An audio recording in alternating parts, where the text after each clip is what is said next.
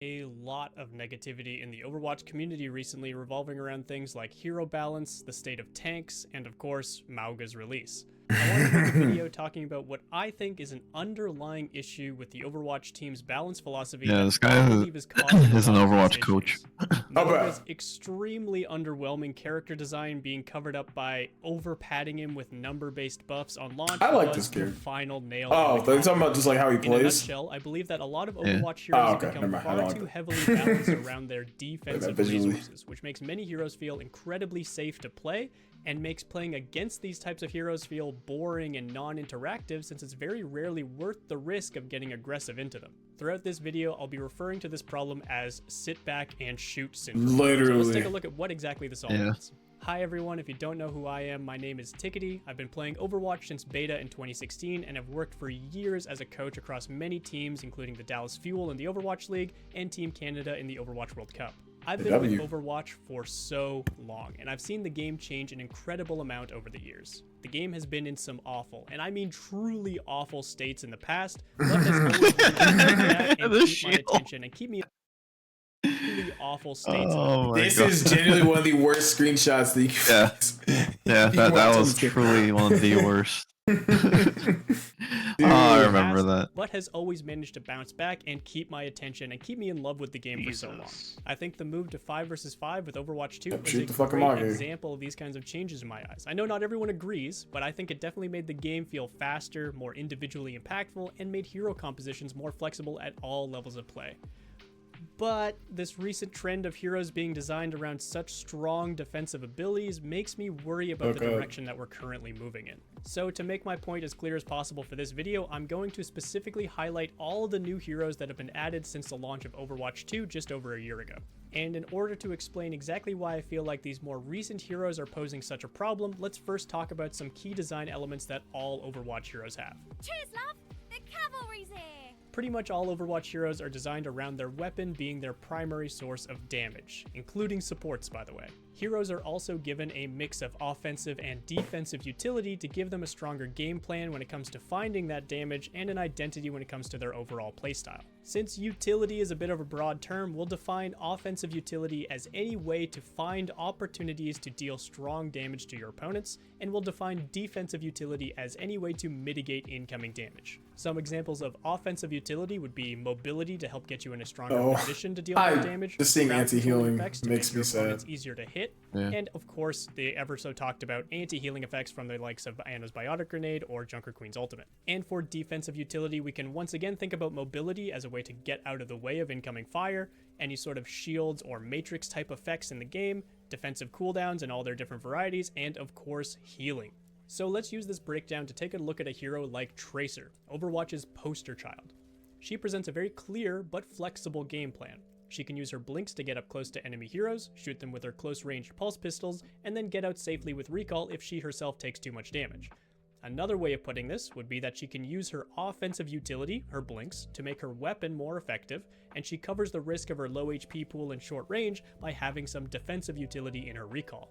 Now let's compare this dynamic to all the new heroes added since the launch of Overwatch 2, starting with Sojourn. She has a very strong and simple game plan focused around her weapon and rail shots charging, but she's also given a very strong defensive utility cooldown with her slot. You can absolutely use that mobility to get up close to your opponents, but you really don't need to thanks to the range of her weapon.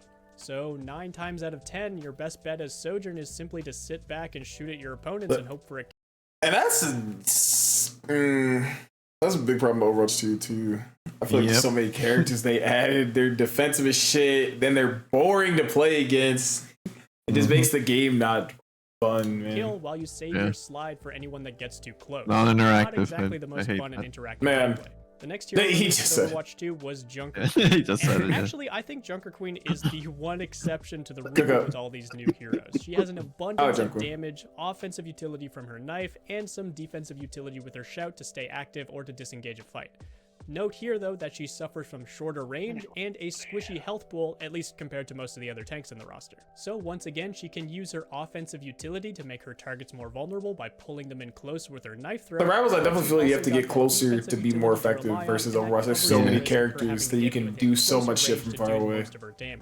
Next up is Kiriko, who's probably the most aggressive character on the support cast, but she's also given some of the strongest defensive tools in the entire roster with her teleport and Suzu. And Suzu isn't just your average everyday defensive cooldown, since it can also completely nullify some of the strongest forms of offensive utility in the game, anti-healing, and crowd control. You can play Kiriko very aggressively thanks to all of this defensive padding in her kit. With both, or sometimes even just one of her cooldowns available, she can outplay almost any aggressor because of how strong these defensive cooldowns are.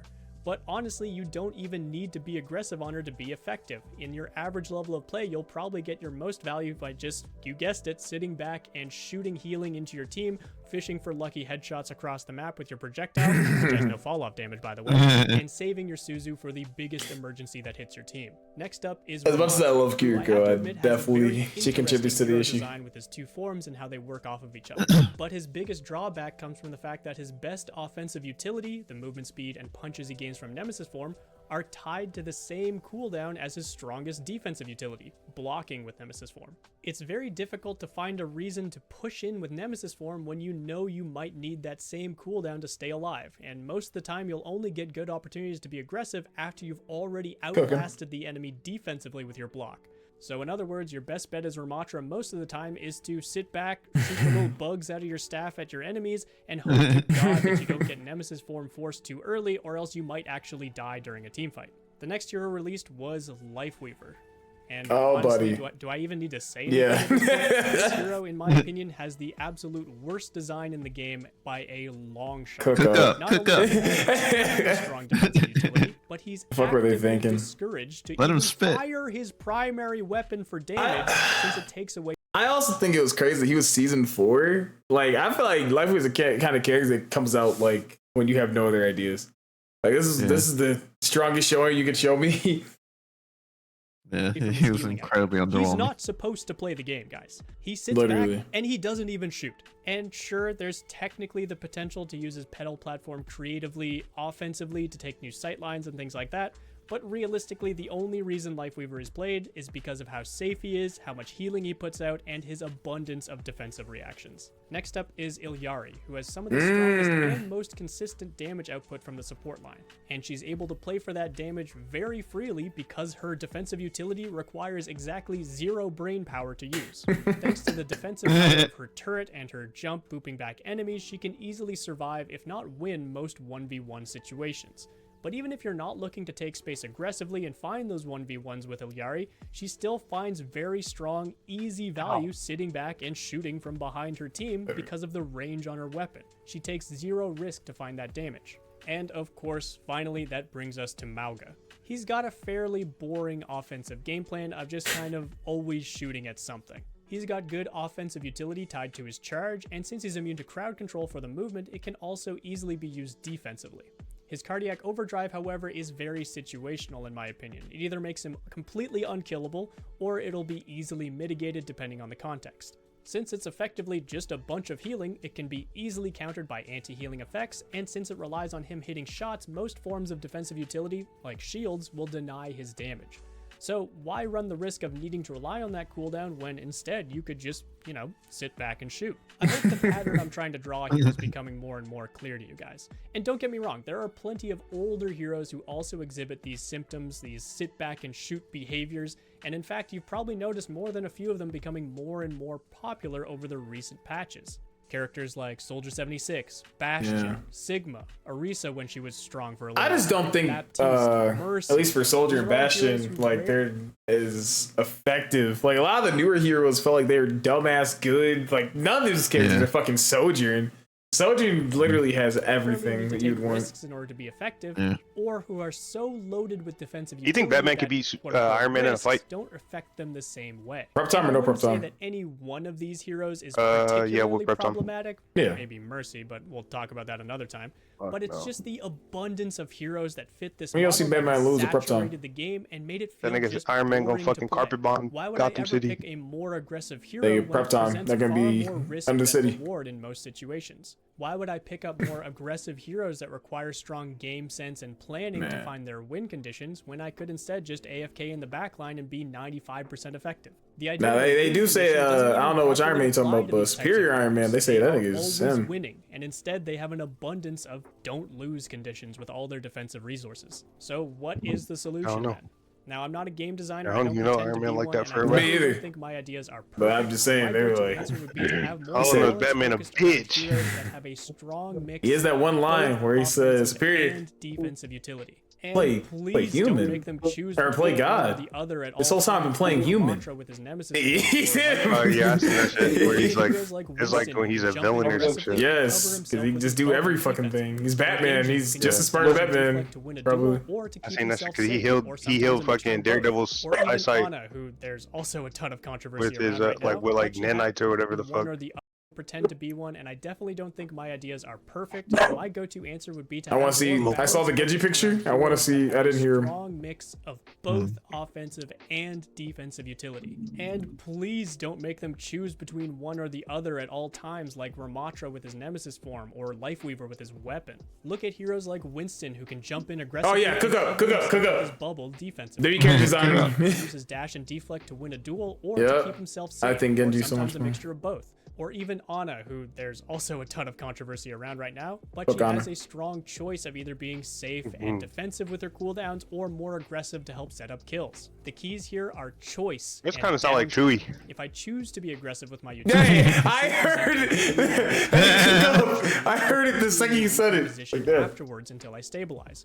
If I choose to hold on to my utility for a defensive play, it does kind of sound like the same amount of damage as if I were pressing all my buttons. The quote-unquote choice for a lot of these heroes say got it memorized. Either A, use all my utility to be slightly more effective and more aggressive, or B, sit back and shoot and 100% effective, but have all of your defenses covered since you'll have all your buttons ready to go. You said I might change my opinion on Axel? With all my buttons in a positive or negative way. Once they run out, I'm probably going to die. Or I can sit back and shoot. I fuck with Axel, take a so you think I'm not gonna fuck with him by the end of it? Damage. Maybe. I can look for aggressive off angles and sustain myself with my utility. Like I said, that game is really just the last 5-6 hours. Before that point, I really don't count it. Strong damage. On Sojourn, I can slide into the enemy backline and look for also play Marvel Rivals. I still haven't played that shit yet. I can sit back and shoot my gun and still one-shot people from across the map. At this point, it probably sounds like I'm advocating for dive to come back into the meta and for more dive to be released, which I definitely am. But I do think it's fine for these types of backline characters to exist. They just need to be properly balanced. I was playing so much yesterday. I'm trying to see who I really want to play in comp. Or they need to be more punishable. Give me more DPS like Ashe, who sure has long range and is very effective without much effort, but she also suffers from long range. He cooked him! Try to just see this. Nah, that is sick. Yeah, no, that was insane. But she also suffers from long yeah, that's fucking sick. He has to be pissed. He has to be pissed, bro. That ball is like the fucking, you know, the Goku meme where it's just covered in chains. Yeah. Carry with it an inherent risk. Yeah, get cooked on. How simple their bro got game stuck in the time chamber. Like He was Sigma, betrayed. Sojourn, Bastion, Baptiste, Yari I think it's a fucking Ana with Malgus so fucking annoying. And still be I think that's the other thing I like more about Marvel Rivals, bro. You don't have these fucking weak ass counters. Or we need more dueling DPS like Tracer and Genji to be. I'm just hoping that game doesn't develop to the point where it gets like this. Because Overwatch when it launched wasn't like that. It became that over time. Because no one is contesting enemy backlines. No wonder niggas would go a soldier to kill the far, but for most part, you kind of got to do your own thing. No one else will run the risk. Yeah, like this game, I just feel like her Rivals. I feel like you can truly just like you can play. Man, and the content releases we're seeing these days. Mr. Invincible right there. Yeah, Mr. Fantastic, buddy. Thank you all for watching. Who the fuck is Mr. Invincible? Nah, you saying that is crazy.